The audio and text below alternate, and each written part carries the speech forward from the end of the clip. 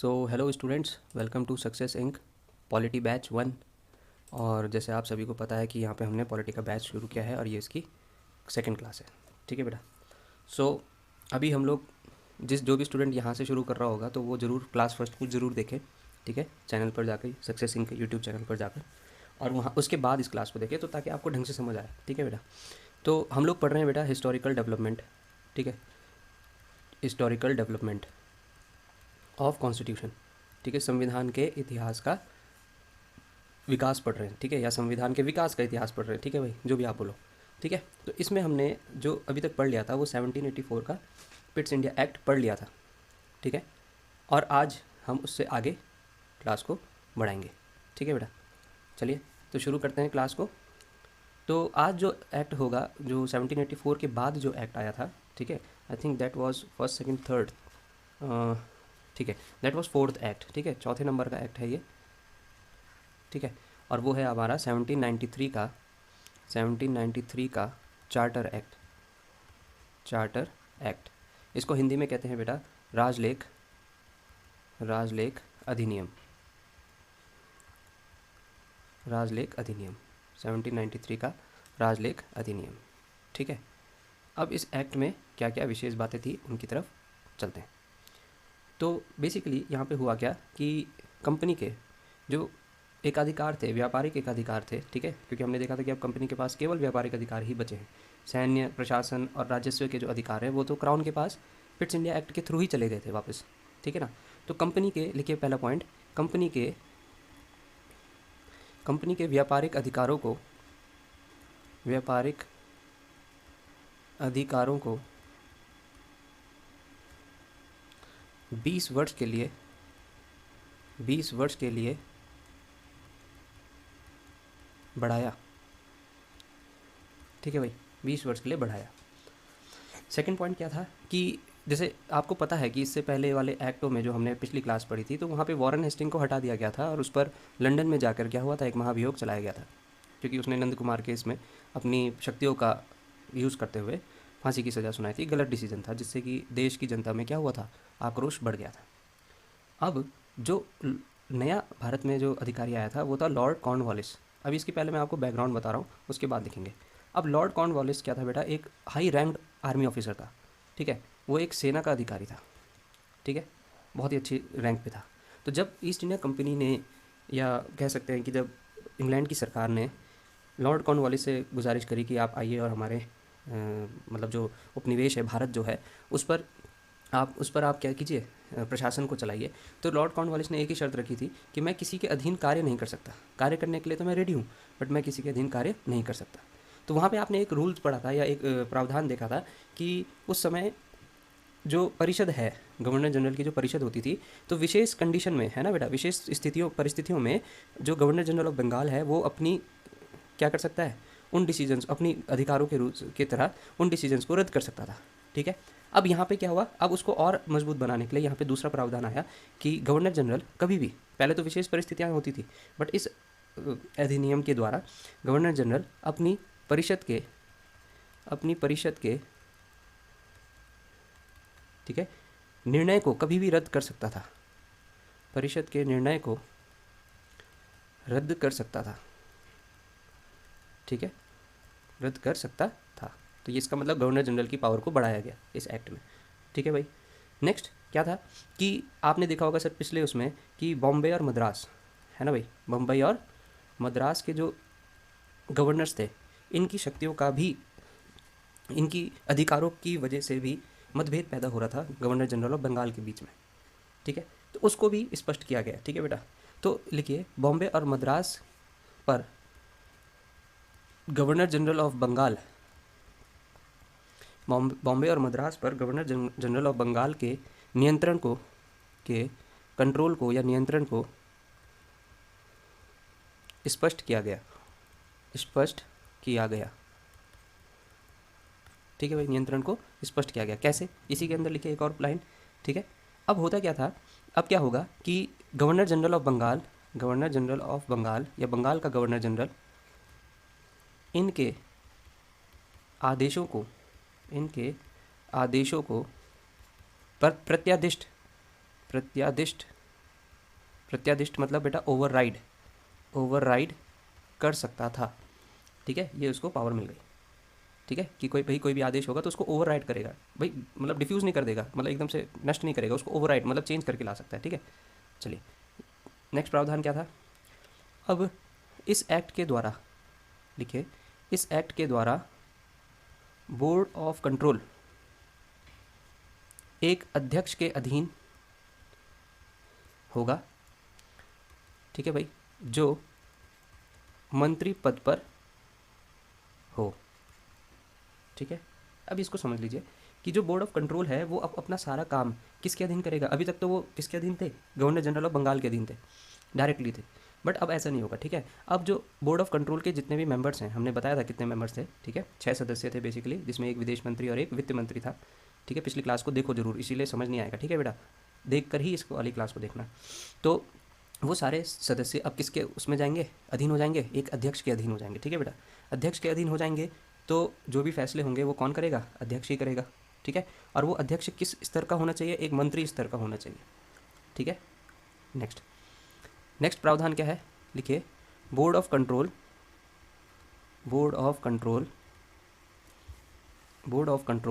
और उसके board of control और उसके कर्मचारियों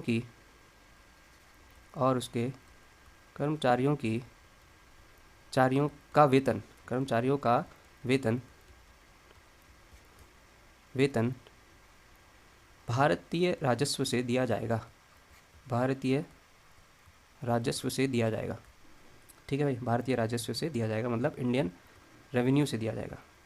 किनकी सैलरी, बोर्ड ऑफ कंट्रोल के मेंबर्स की सैलरी और उसके जितने भी एम्प्लॉयज़ हैं उन सब की सैलरी भारत के रेवेन्यू से दिए जाएंगे। ठीक है, अब इसी के अंदर लिखिए, इसी के लिए 1773 में, ठीक है बेटा, एक रेवेन्यू बोर्ड का गठन हुआ।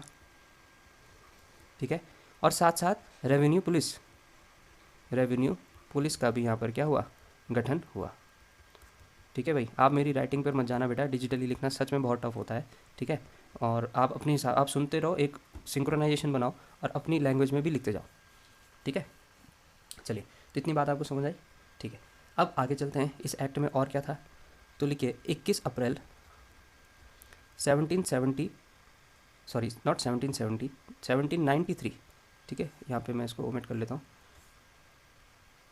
ठीक है, 21 अप्रैल 1793 में इंडियन सिविल सर्विसेज का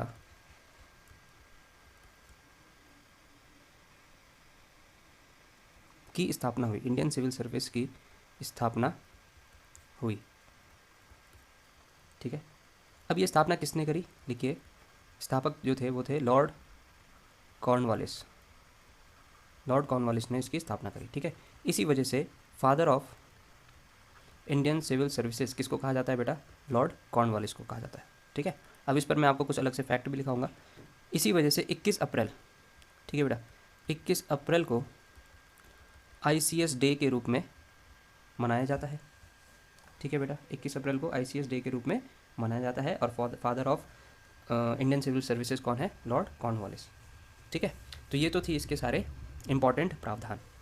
अब चलते हैं अगले एक्ट की तरफ। ठीक है, चलिए, 1793 के ठीक 20 वर्ष के बाद, ठीक है, भारत में एक नया एक्ट आया। ठीक है, जिसका नाम है 1813 का चार्टर एक्ट। ठीक है, तो आप अगली हेडिंग डालिए, 5th होगा ये, 1813 का चार्टर एक्ट। ठीक है, राजलेख अधिनियम। ठीक है, तो इसमें पहला पॉइंट लिखिए, देखिए एक थोड़ी सी बैकग्राउंड समझिए, ये है इंग्लैंड और ये है भारत। ठीक है भाई, इंग्लैंड में इस समय क्या हो रहा था बेटा, इंडस्ट्रियलाइजेशन हो रहा था, औद्योगिक क्रांति हो रही थी, और साथ साथ यहाँ पे कैपिटलिज्म सरकार भी आ गई थी, पूंजीवाद सरकार आ गई थी। ठीक है, तो ये दोनों चीज़ें क्या कर रही थी, भारत में जो ईस्ट इंडिया कंपनी है इसका जो एकाधिकार है इसको ख़त्म करने की मांग कर रही थी, ताकि क्या हो, ये जो इंडस्ट्रीज़ हैं, ये जो उद्योगपति हैं, ये भारत आ सके। ठीक है भाई, सभी को इसका बेनिफिट हो सके। तो इस वजह से लगातार जो इंग्लैंड की जो सरकार है वो दबाव में थी। ठीक है, बट वो इंग्लैंड की सरकार एकदम से भी क्या नहीं करना चाहती थी, ईस्ट इंडिया कंपनी को एकदम से हटाना भी नहीं चाहती थी, क्योंकि उससे विद्रोह पैदा हो सकता था। जैसे आप अमेरिका की क्रांति को देखो, तो अमेरिका की क्रांति में कुछ ऐसे ही हुआ कि इंग्लैंड ने यूरोप से काफ़ी सारे लोगों को अमेरिका में बसाया एक उपनिवेश के रूप में, और आगे चल के उन्हीं लोगों ने वो इंग्लैंड की सरकार के खिलाफ ही क्या कर दिया, रेवोल्यूशन कर दिया और अपना एक अलग देश बना दिया। तो अंग्रेज़ों को इस चीज़ का भी थोड़ा सा क्या था, एक डर था, इसलिए वो चाहती तो एकदम से ही ईस्ट इंडिया कंपनी को एकदम से ही हटा सकती थी, बट उसने ऐसा नहीं किया, उसने एक स्ट्रेटेजिक रूप से किया। ठीक है, इस चीज़ का ध्यान रखिएगा। ठीक है, चलिए ये चीज़ें थोड़ा बैकग्राउंड समझने में आसानी मतलब हेल्प करती हैं। ठीक है, तो इसमें पहला पॉइंट ये है कि सर 20 वर्ष हो चुके थे।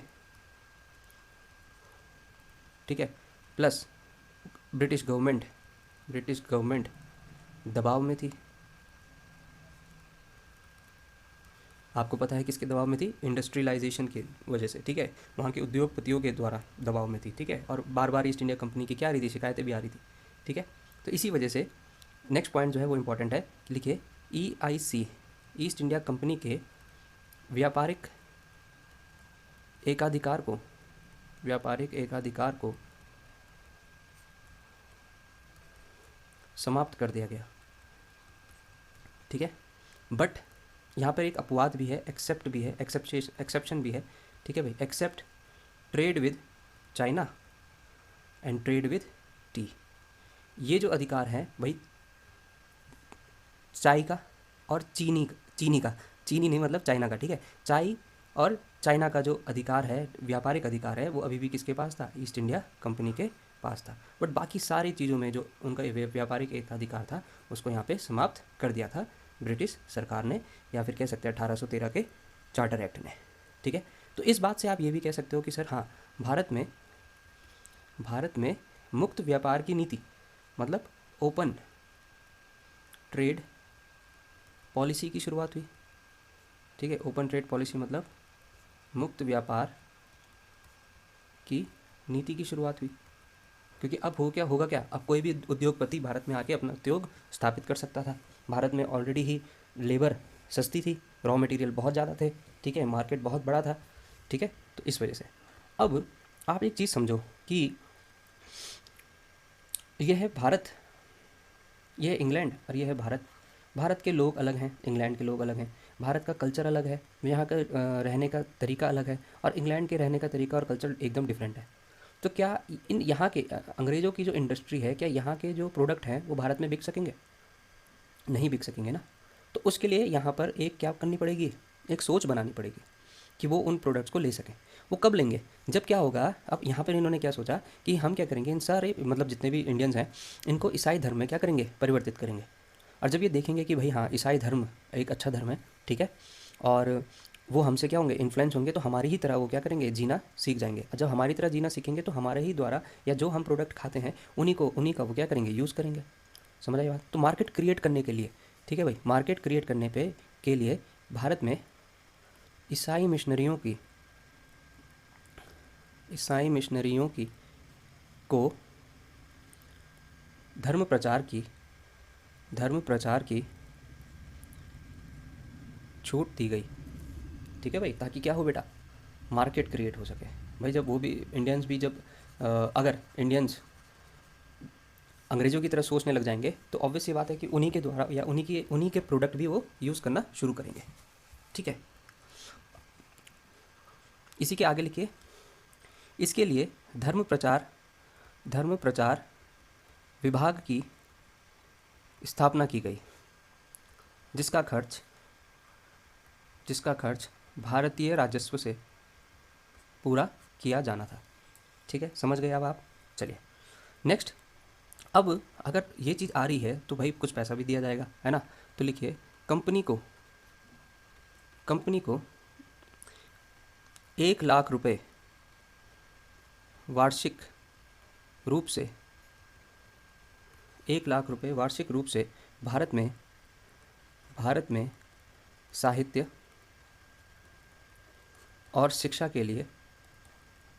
और शिक्षा पर खर्च करने के लिए दिए गए। ठीक है भाई, कंपनी को 1,00,000 रुपये भारत पर खर्च करने थे, किस फील्ड में, शिक्षा और साहित्य के फील्ड में।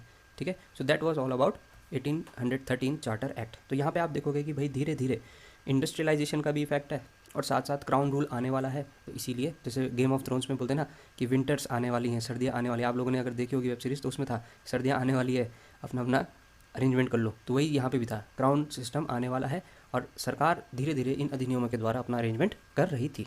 ठीक है, तो चलिए नेक्स्ट की तरफ बढ़ते हैं आगे। नेक्स्ट क्या आएगा बेटा इसके बाद? इसके बाद आएगा आपका चलिए नेक्स्ट लिखते हैं, मैंने इसको ओमिट कर दिया है, अब शायद क्लियर होगा। चलिए, तो नेक्स्ट आएगा 1813 का चार्टर एक्ट, आपको समझ आया। अब है नेक्स्ट जो मोस्ट इंपॉर्टेंट भी था, मैंने आपको बताया था 1833 का चार्टर एक्ट। चार्टर एक्ट भी बोलते हैं बेटा, या राजलेख अधिनियम भी कह सकते हैं, और इसको चार्टर अधिनियम भी आप कह सकते हो। हिंदी इंग्लिश में सब में मैं आपको समझा रहा हूँ, ठीक है भाई, कोई दिक्कत ही नहीं है इसमें। ठीक है, चलो अब मैंने आपसे बताया था कि बेटा ये थोड़ा सा इंपॉर्टेंट होगा, है ना, ये वाला एक्ट थोड़ा इंपॉर्टेंट रहेगा। क्यों? समझते हैं, पहले इसके प्रावधान को समझते हैं। ठीक है, एक एक करके लिखिएगा। देखो, सबसे पहले क्या था कि इस एक्ट में अंग्रेज़ों को भारत में रहने, ठीक है, भूमि खरीदने और संपत्ति अर्जित करने में जितने भी प्रतिबंध थे उन सबको हटाया गया। अब वो आसानी से यहाँ पर आकर अपनी प्रॉपर्टी खरीद सकते हैं और रह सकते हैं। ठीक है भाई, तो लिख लीजिए पहला पॉइंट कि अंग्रेज़ों को भारत में प्रवास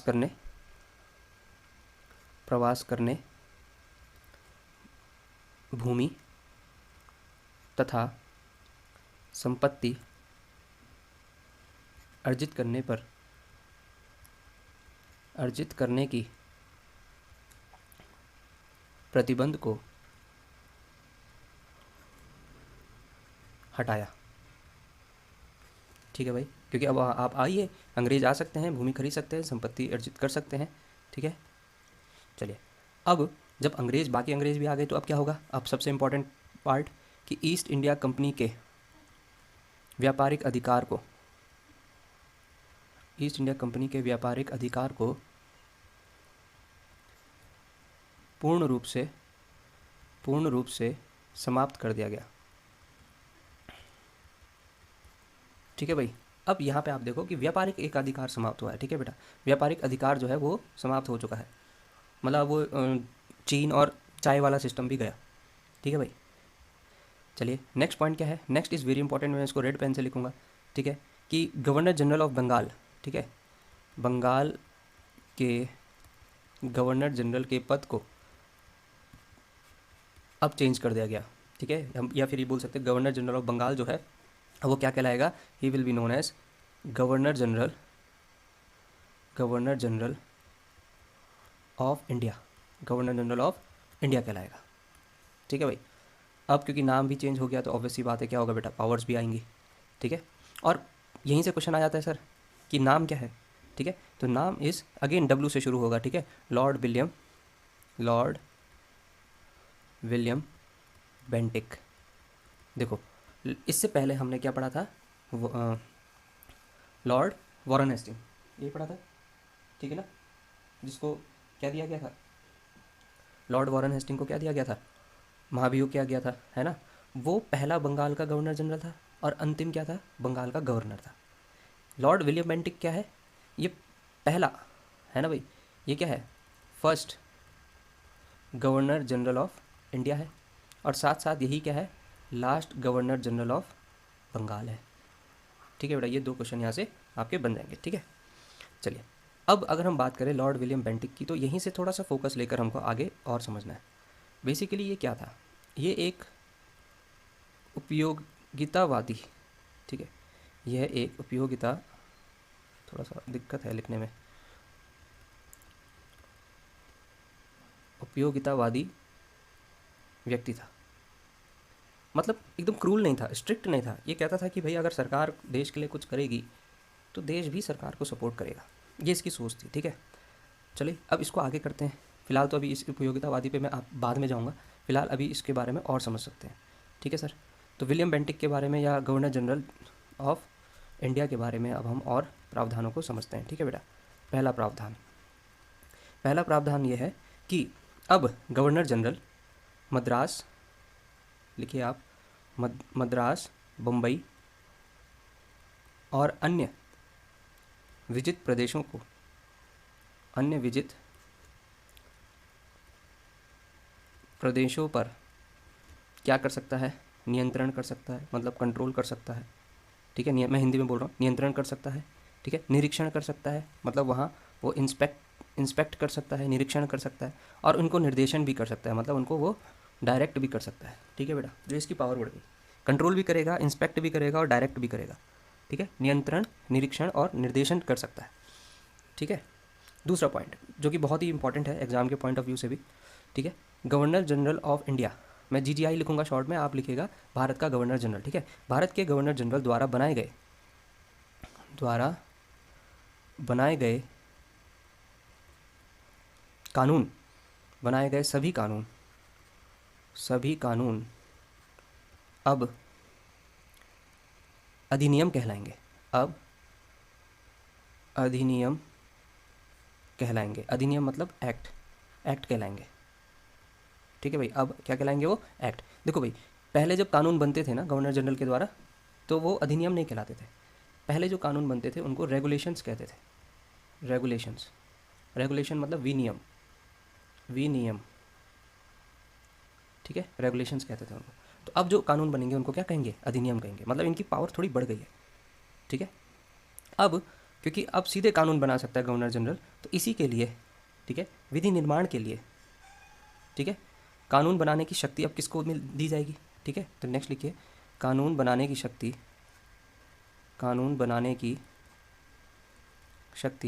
भाई जो इसका असिस्टेंट होगा किसको दी जाएगी, एग्जीक्यूटिव काउंसिल को दी जाएगी। एग्जीक्यूटिव काउंसिल मतलब परिषद को दी जाएगी, ठीक है। अब कानून बनाने के लिए वहाँ पे कोई मेंबर भी तो होना चाहिए ना, समझ आई बात। तो स्थायी रूप से, ठीक है भाई, टेम्पररी रूप से, स्थायी विधि सदस्य भी इसमें शामिल होगा, ठीक है। एग्जीक्यूटिव काउंसिल में अगला पॉइंट अगर आप लिखना चाहें तो लिख सकते हैं कि एग्जीक्यूटिव काउंसिल में एक स्थायी विधि सदस्य, स्थायी विधि मतलब कानून, विधि सदस्य भी शामिल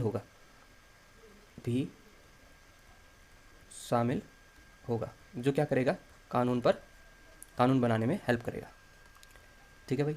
और पहला ऐसा जो सदस्य था उसका नाम था मैकॉले, समझ आई बात, आपने पढ़ा भी होगा इसके बारे में, ठीक है। हिंदी में इसको ऐसे लिखा जाता है मैकाले, जिसने मैकाले मिनट्स की रिपोर्ट दी थी, ठीक है। तो यहाँ से अब मैकाले का जो है रोल शुरू होता है। तो आप ये 3 चीज़ें समझे। पहली बात क्या है, थोड़ा सा मैं इसको रिवाइज कराता हूँ, फिर इसी के आगे बढ़ेंगे, ठीक है। अभी ये ख़त्म नहीं हुआ भाई। पहले ये था कि भारत में प्रवास कर सकता है कोई भी अंग्रेज, भूमि खरीद सकता है, संपत्ति खरीद सकता है, और जितने प्रतिबंध हैं उन सबको हटा दिया गया है, ठीक है। नेक्स्ट पॉइंट है, ईस्ट इंडिया कंपनी के जो व्यापारिक अधिकार हैं उनको पूर्ण रूप से समाप्त कर दिया गया, ठीक है। अब ईस्ट इंडिया कंपनी कुछ भी नहीं रही। फिर है बंगाल के जो गवर्नर जनरल का पद है वो क्या बन गया, governor general of India, Bharat का गवर्नर जनरल बन गया। और ऐसा व्यक्ति कौन था जो भारत का पहला गवर्नर जनरल बना, वह है लॉर्ड विलियम बेंटिक। भारत का पहला गवर्नर जनरल भी है और अंतिम गवर्नर जनरल ऑफ बंगाल भी है। ये बेसिकली एक उपयोगितावादी व्यक्ति था। उपयोगितावादी का मतलब बहुत इंपॉर्टेंट है बट अभी नहीं है। उपयोगितावादी मतलब वो एक ऐसा कार्य करेगा जिससे कि लोग खुश हों और लोग खुशी खुशी क्या बने, उसके अधीन रहें, ठीक है, विरोध ना करें, ठीक है। अच्छे काम करो बट साथ साथ शासन भी करते रहो, इस प्रकार की इसकी क्या थी, मंशा थी। अब गवर्नर जनरल ऑफ इंडिया को अलग अलग क्या दिए गए, जो प्रावधान है उनके बारे में डिस्कस करते हैं कि भाई मद्रास, बम्बई और अन्य जितने भी जीते हुए देश थे, विजित प्रदेश थे, उन पर अब गवर्नर जनरल नियंत्रण कर सकता है, कंट्रोल कर सकता है, उनको इंस्पेक्ट कर सकता है ना, उनका निरीक्षण कर सकता है और उनको निर्देशन दे सकता है। और ज़्यादा पावर बढ़ गई। गवर्नर जनरल अब जो भी कानून बनाएगा वो सारे के सारे क्या कहलाएंगे, अधिनियम या फिर एक्ट कहलाएंगे। पहले वो विनियम थे, इनकी पावर कम थी, अब ये बनाए जाएंगे अधिनियम, एक्ट बनाएगा सीधे। तो एक्ट बनाने के लिए, कानून बनाने के लिए, वो जो कानून बनाने की शक्ति है वो किसको दी गई, एग्जीक्यूटिव काउंसिल को दी गई, जिसको हम परिषद के रूप से जानते हैं, ठीक है, जो अपने अध्यक्ष के अंडर में है। इससे ठीक पिछले वाले 1813 के एक्ट में अध्यक्ष का प्रावधान था, ठीक है। स्थायी रूप से अब इसमें क्या होगा कि स्थायी रूप से एक विधि सदस्य भी शामिल होगा। अब इस विधि सदस्य का नाम क्या है, जो पहला विधि सदस्य बना एग्जीक्यूटिव काउंसिल का, वो कौन बना, मैकॉले, जिसने आगे चल के भारत में काफ़ी सारे चेंजेस किए। अब उनके बारे में हम बात करेंगे, ठीक है। तो आई होप आपको इतनी बात समझ आई होगी, ठीक है। कमेंट सेक्शन में भी बताते रहो भाई कि क्या है क्या नहीं है, कैसा लग रहा है क्लास, ठीक है। चलिए लेट मी चेक साउंड वगैरह। चलिए तो अब हम आगे बढ़ते हैं, मैकॉले के बारे में भी समझते हैं, ठीक है। इसी के प्रावधान अभी खत्म नहीं हुए, ठीक है बेटा। अब मैकॉले से संबंधित बातें समझते हैं। मैकॉले इसने क्या किया कि जितने भी कानून थे ना, उनको एक प्रॉपर तरीके से लाना है, पिनलाइज कर, मतलब उनको क्या करना है, एक कोड बनाना है उनका, ठीक है, संहिता बनानी है। तो ये बोल सकते हैं संहिताबद्ध, संहिताबद्ध, मतलब उनको कोडिंग करनी है, ठीक है भाई, कानूनों की लिस्टिंग करनी है कानूनों की। तो समस्त लिखिए आप हिंदी में, समस्त कानूनों को संहिताबद्ध करने के लिए प्रथम लॉ कमीशन की का गठन किया गया, प्रथम लॉ कमीशन का गठन किया गया, ठीक है भाई। भाई जितने भी लॉ कानून हैं उन सबको एक कोड मिले, ठीक है, और उसके बाद हम क्या करें, कानून के द्वारा राज्य का शासन देखें। तो इसके लिए क्या बनाया गया, एक लॉ कमीशन बनाया गया, जिसका अध्यक्ष, पहला अध्यक्ष ही कौन था, मैकॉले था, जिसके फर्स्ट अध्यक्ष कौन थे, मैकॉले, ठीक है भाई। अब सेकंड पॉइंट क्या है इसमें, अब इस एक्ट का पॉइंट समझते हैं कि 1835 में इंग्लिश को भारत की ऑफिशियल लैंग्वेज, आधिकारिक भाषा, ऑफिशियल लैंग्वेज ऑफ इंडिया घोषित किया गया। ऑफिशियल लैंग्वेज घोषित किया गया। बेटा हिंदी इंग्लिश इसलिए बोल रहा हूँ क्योंकि कुछ बच्चे हिंदी वाले भी हैं और कुछ बच्चे इंग्लिश वाले भी हैं, तो इतनी टफ इंग्लिश है भी नहीं, जो मैं इंग्लिश में लिख रहा हूँ तो हिंदी में भी बोलूँगा, हिंदी में लिख रहा हूँ तो इंग्लिश में भी बोलूँगा, तो आप उसको एडजस्ट कर सकते हैं, ठीक है। तो 1835 में भारत में क्या हुआ, इंग्लिश को एक ऑफिशियल लैंग्वेज के रूप में घोषित किया गया, ठीक है। अब जब इंग्लिश की बात आ गई तो हिंदी भी तो याद आई होगी आपको अभी, तो चलो थोड़ा सा अलग से एक फैक्ट लिखते हैं, अलग से, ठीक है भाई, इसके साथ नहीं है बट अलग से एक फैक्ट लिखते हैं कि 14 सितंबर 1949 को, ठीक है भाई, 14 सितंबर 1949 को हिंदी को ऑफिशियल लैंग्वेज घोषित किया गया, ठीक है, पहला पॉइंट।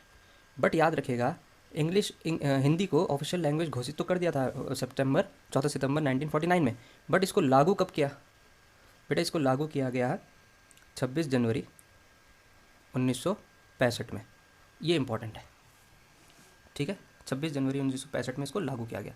और इसी कारण 14 सितंबर किस रूप से जाना जाता है, हिंदी दिवस के रूप में मनाया जाता है।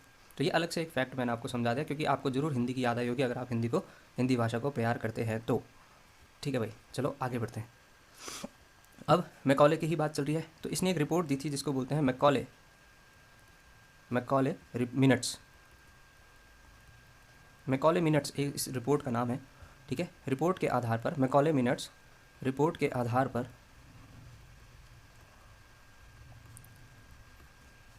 इंडियन एजुकेशन में, भारतीय शिक्षा में, इंडियन एजुकेशन में, भारतीय शिक्षा में इंग्लिश भाषा को स्थान मिला, भारतीय शिक्षा में इंग्लिश भाषा को स्थान मिला, ठीक है बेटा, इंग्लिश भाषा को क्या मिला, स्थान मिला। अन्य प्रावधान क्या है बेटा इसी एक्ट के, ठीक है, दास्ता मतलब स्लेवरी, ठीक है, स्लेवरी को समाप्त करने की संवैधानिक सहमति मिली, स्लेवरी को समाप्त करने की संवैधानिक, कॉन्स्टिट्यूशनल, संवैधानिक सहमति मिली, बोल दिया गया भाई हाँ यार स्लेवरी जो है गलत है, ठीक है, बोल दिया गया।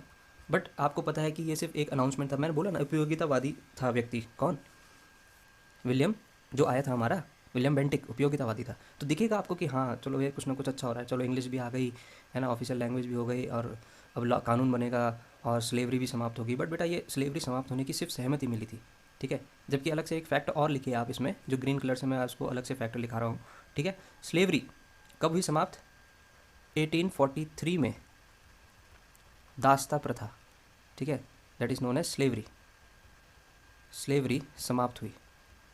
देख लो सहमति कब मिली थी, 1833 में, और 10 साल के बाद जाकर वो क्या हुई, समाप्त हुई बाय एलन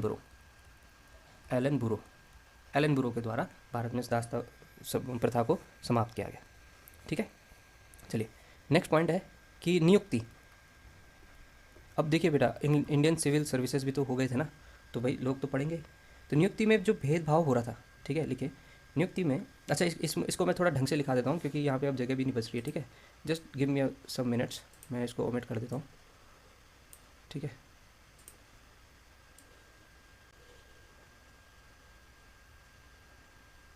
सेलेक्ट, चलिए थोड़ा सा रह गया है, इसको ओमिट कर देंगे। एक्चुअली ये चीज़ें ना थोड़ा टाइम लेती है, तो इसीलिए मैं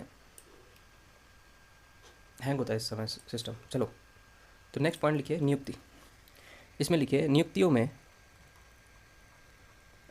में भेदभाव। बेटा आपको थोड़ी स्पीड बढ़ानी पड़ेगी क्योंकि मैं लिख रहा हूँ डिजिटली, तो हो सकता है कि मैं स्लो लिखूँ, ठीक है। तो नियुक्तियों में भेदभाव की अनुशंसा की गई।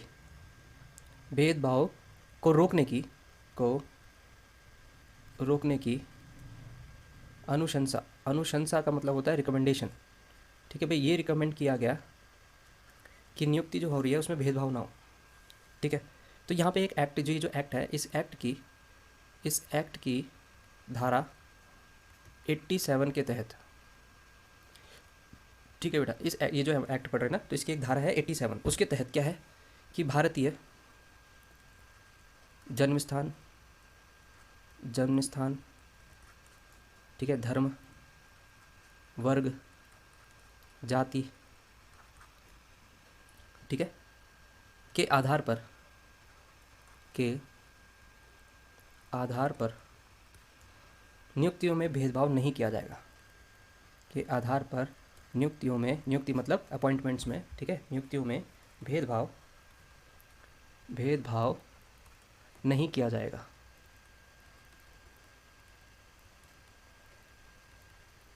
ये बात यहाँ पर बोली गई, किसमें? इस एक्ट के धारा 87 में, ठीक है। चलिए, तो हम ये बोल सकते हैं कि सर ठीक है, ये एक्ट भी फिनिश हो गया, तो हम ये बोल सकते हैं कि इस एक्ट में जनरली मैकॉले का प्रभाव दिखता है, और साथ साथ एक और व्यक्ति है जे.एस. मिल, उनकी चर्चा हम हिस्ट्री के पोर्शन में करेंगे, ठीक है। तो मैकॉले का प्रभाव भी दिखता है यहाँ पे, और जे.एस. मिल के जो रिकमेंडेशंस है या उनकी जो सोच थी उसका भी प्रभाव यहाँ पर दिखता है, ठीक है। ऊपर से लॉर्ड विलियम बेंटिक एक उपयोगितावादी व्यक्ति था, तो उसके कारण भी यहाँ पे हमको थोड़ा सा चीज़ें दिख रही हैं। अब जो चीज़ें मैं बोल रहा हूँ आपको, उपयोगितावादी वगैरह, ये सारी चीज़ें हिस्ट्री में क्लियर होंगी, ठीक है, because we are studying Indian polity. तो हम यहाँ पे अभी सिर्फ और सिर्फ पॉलिटिक्स के संबंध में बात करेंगे, ठीक है। एक बार हिस्टोरिकल डेवलपमेंट हो जाए तो उसके बाद तो बड़ा ही मज़ा आता है पॉलिटी पढ़ने में, ठीक है। तो आप लोग भी बताते रहिए बेटा कि आपको कैसी लगी वीडियो, ठीक है ना। तो आगे बढ़ते हैं, अभी तो क्लास ख़त्म नहीं हुई है, अभी ये समय है, आगे बढ़ते हैं, ठीक है।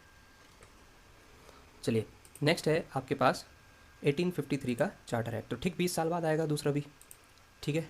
तो लिखिए आप हेडिंग 1853 का चार्टर एक्ट, ठीक। अब इसकी बैकग्राउंड थोड़ा सा समझ लो। बैकग्राउंड क्या है? पहली बात यह है सर कि 1833 के 20 वर्ष भी हो चुके हैं, ठीक है। अब मतलब एक उस समय व्यापारिक एकाधिकार खत्म हो गया था ना, तो उस एकाधिकार को खत्म होने के 20 वर्ष भी हो चुके हैं, ठीक है। ब्रिटिश सरकार आ चुकी थी, कानून बनने लग गए थे, है ना, पावर्स मिल गई थी, गवर्नर जनरल ऑफ इंडिया हो गया था। तो ऑब्वियसली बात है कि ब्रिटिश साम्राज्य का विस्तार हो चुका होगा इन 20 सालों में, और साथ साथ साम्राज्य के प्रशासन का भी तो विस्तार हुआ होगा, क्योंकि भाई इतना बड़ा देश है और इस देश को प्रशासन चलाने के लिए जो भी अधिकारी हैं वो भी काफ़ी ज़्यादा बड़े रूप में अपॉइंट किए गए थे। आपको पता है सिविल सर्विसेज भी आ गई थी, है ना। तो अब यहाँ पर क्या होगा, ठीक है। तो अब इसके हम प्रावधान लिखना शुरू करते हैं।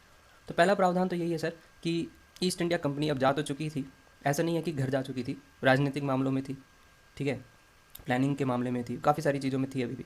तो ईस्ट इंडिया कंपनी के बोर्ड ऑफ डायरेक्टर की संख्या 24 से 6 घटाकर 18 कर दी गई, ठीक है भाई। 24 से 6 घटाकर 18 कर दी गई। और ये जो 6 थे, ठीक है, ये ब्रिटिश, ये बोल सकते हैं क्राउन द्वारा मनोनीत होने थे, मतलब क्राउन ने इनका नॉमिनेशन करना था, नाम लेना था, और इनको हटा दिया गया। तो अब ईस्ट इंडिया कंपनी के जो बोर्ड ऑफ डायरेक्टर हैं उनकी संख्या कितनी है? मात्र 18, ठीक है। दूसरी बात, जो विधि सदस्य था, कौन था सबसे पहला विधि सदस्य? अभी थोड़ी देर पहले पढ़ा, मैकॉले। तो विधि सदस्य अब गवर्नर जनरल की काउंसिल परिषद, या बोल सकते हैं एग्जीक्यूटिव काउंसिल, है ना, एग्जीक्यूटिव काउंसिल का पूर्ण सदस्य बन गया, पूर्ण सदस्य बन गया। ठीक है बेटा। नेक्स्ट, परिषद का विस्तार। अब याद देखो, अब विधि सदस्य क्या बन गया, पहले पूर्ण सदस्य बना। बेटा बड़े ही आपको एक सिस्टमेटिक तरीके से बता रहा हूँ मैं। अब क्या होगा, परिषद का विस्तार किया जाएगा। ठीक है सर, किस तरीके से परिषद का विस्तार किया जाएगा? पहला, ए, 6 अन्य सदस्यों को विधायी कार्य, विधायी का मतलब होता है लेजिस्लेटिव, तो ये है लेजिस्लेटिव मेंबर। विधि सदस्य मतलब लेजिस्लेटिव मेंबर जो लॉ बनाएगा। ठीक है, तो 6 अन्य सदस्यों को लेजिस्लेटिव वर्क के लिए, या फिर बोल सकते हैं विधायी, विधायी का मतलब कानून, कानून का मतलब लेजिस्लेशन, है ना, विधायी कार्यों के लिए नियुक्त किया गया। ठीक है सर। अब इन 6 में से, ये जो 6 है, 6 में से तो 2 क्या होंगे सर, न्यायाधीश। 2 क्या बनेंगे, न्यायाधीश। ठीक है, आप ढंग से लिख लीजिएगा, न्यायाधीश, 2 न्यायाधीश बनेंगे। और जो 4 हैं वो क्या होंगे, प्रांत के प्रतिनिधि, प्रांतों के प्रतिनिधि बनेंगे। ठीक है, कौन कौन से प्रांत थे बेटा, मेरी राइटिंग पे मत जाना है बिल्कुल भी। कौन कौन से प्रांत थे? एक तो था आपका बंगाल, ठीक है, एक था मद्रास, एक था बम्बई। इतने 3 तो आपको पता ही है, बम्बई। अब क्योंकि बेटा शासन का भी क्या हो गया है, प्रसार हो चुका है, तो जो चौथा है व्यक्ति, सॉरी चौथा जो प्रांत था वो था उत्तर पश्चिमी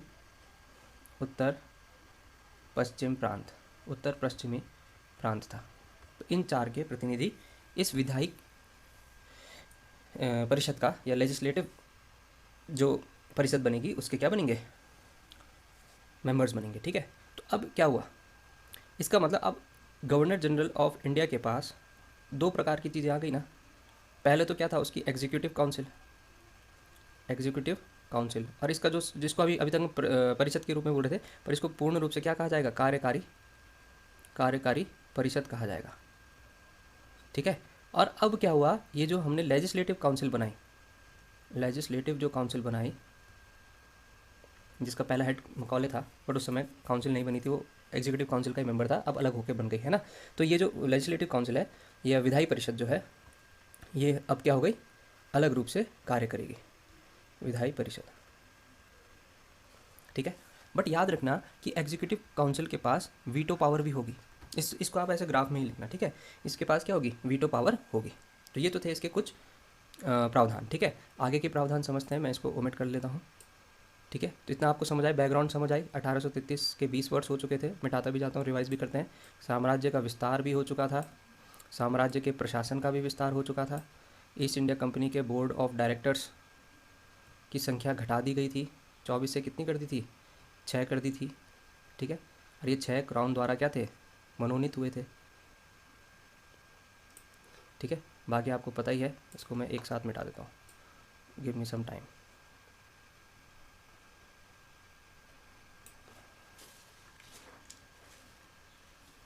चलिए, तो अब हम आगे बढ़ते हैं। ठीक है बेटा, नेक्स्ट पॉइंट समझते हैं अब इसका। अब गवर्नर जनरल ऑफ बंगाल को, ठीक है, इसके पद को भी चेंज कर दिया, उपराज्यपाल बनाया गया, उपराज्यपाल बनाया गया। उपराज्यपाल मतलब लेफ्टिनेंट गवर्नर बना दिया गया, मतलब मद्रास और बम्बई से अभी भी ये ऊपर था। ठीक है भाई, उपराज्यपाल बनाया गया। नेक्स्ट, अब यहाँ पे ये डिसाइड तो हो गया था कि भाई कंपनी कब तक भारत में रहेगी। पहले तो 20-20 साल का मिल रहा था ना, तो अब कंपनी भारत में तब तक शासन कर सकती है, तब तक रह सकती है जब तक क्या होगा, संसद चाहे। जब तक संसद चाहे कंपनी भारत में कार्य कर सकती है। तो इसका मतलब कुछ समय की ही कहानी है, और थोड़ी दिनों के बाद कंपनी भारत से जाने वाली है, और क्या होगा, फिर क्या होगा, क्राउन रूल भारत में आ जाएगा। ठीक है बेटा, इतने आप समझे। चलिए नेक्स्ट, इसी एक्ट के अनुसार या इसी समय में कुछ इंपॉर्टेंट कंडीशंस पे भी, ठीक है। Written examination of Indian civil services कहाँ हुआ था सबसे पहले, पहले देख लेते कब हुआ था। तो ये हुआ था सर 1853 में। कहाँ हुआ था, लंदन में। समझ आई बात। फिर रिटन एग्ज़ाम सबसे पहले भारत में कहाँ हुआ था, ठीक है भाई। सबसे पहले इंडिया में कब हुआ था, इंडिया में कब हुआ था, तो ये भारत में हुआ था 1923 में। ये कुछ फैक्ट मैं आपको अलग से लिखा रहा हूँ, ठीक है। फिर आता है कि first Indian to qualify Indian civil services exam, ठीक है। तो ये थे सुरेंद्र नाथ बनर्जी। बड़े क्वालिफाई हुए थे, जॉब नहीं करी थी इन्होंने। तो फर्स्ट इंडियन आईसीएस ऑफिसर जिन्होंने जॉब भी करी, आईसीएस ऑफिसर कौन बने, ठीक है बेटा। तो फर्स्ट इंडियन आईसीएस ऑफिसर बने सत्येंद्र नाथ टैगोर, ठीक है। ये कौन थे सत्येंद्र नाथ टैगोर, बिग ब्रदर, बड़े भाई थे ये किसके, big brother of Rabindranath Tagore. सोचिए कितना टैलेंट था दोनों भाइयों में, रविंद्र नाथ टैगोर, ठीक है बेटा। तो आप देख रहे होंगे बेटा कि मेरी क्लासेस में बातें नहीं होती हैं, सिर्फ मैं क्लास ही पढ़ाता हूँ। तो ये सबसे बड़ी इंपॉर्टेंस है यहाँ पे, ठीक है ना। आपको अगर आप 40 मिनट्स की क्लास या 50 मिनट्स की क्लास देखोगे ना, ठीक है, तो उसमें केवल और केवल क्या होगी, पढ़ाई की बातें होंगी, ठीक है। तो ये तो था हमारा क्या, ये तो था हमारा क्या बोल सकते हैं इसको, कंपनी रूल का समय, ठीक है। अब हम आगे बढ़ेंगे किसकी तरफ। अब देखो कंपनी रूल चल रहा है ना। तो अब हुआ क्या, 1857 में क्या हो गया, क्रांति हो गई, रेवोल्यूशन हो गया, ठीक है भाई। और एक बड़े स्तर पर विरोध भी हो गया, सैन्य विद्रोह भी हो गया, ठीक है। और लोगों के बीच में पहली बार ये बोल सकते हैं कि नेशनलिज्म की फीलिंग आई। अभी तक तो क्या था, देश भारत कुछ भी नहीं था, सिर्फ छोटे छोटे बोल सकते हैं राजा के अधीन लोग रह रहे थे, राज्य थे छोटे छोटे राज्य। और 1857 के बाद एक नेशनलिज्म की क्या आई, प्रेरणा सभी लोगों के अंदर आ गई। और उस वजह से क्या हुआ, क्राउन रूल भी आ गया, ठीक है। क्राउन रूल आना तो कुछ समय के बाद था, बट 1857 की वजह से क्राउन रूल ठीक अगले साल आ गया, 1858 में आ गया, ठीक है। तो अब इसकी जो चर्चा होगी वो नेक्स्ट क्लास पे होगी, ठीक है। आप लोगों को कैसी लगी क्लास ज़रूर बताइएगा, लाइक भी करो, वीडियोस को सब्सक्राइब भी करो, ठीक है। और मैंने आपको बताया सक्सेस इंक ऐप को आप ज़रूर डाउनलोड कर लो, क्योंकि पॉसिबल नहीं है कि मैं यूट्यूब पर ही सारे इन्फॉर्मेशन भेजूँ। तो मैं जनरली क्या करते हैं हम लोग, जितनी भी हमारी टीम है, हम ऐप पर ही इन्फॉर्मेशन भेजेंगे बाद में, ठीक है बेटा। तो कैसी लगी वीडियो आप ज़रूर बताइए। और नेक्स्ट जो क्लास होगी वो किसकी होगी, इसके आगे की होगी, ठीक है। मतलब वहाँ पर हम बात करेंगे क्राउन रूल की। तो धन्यवाद।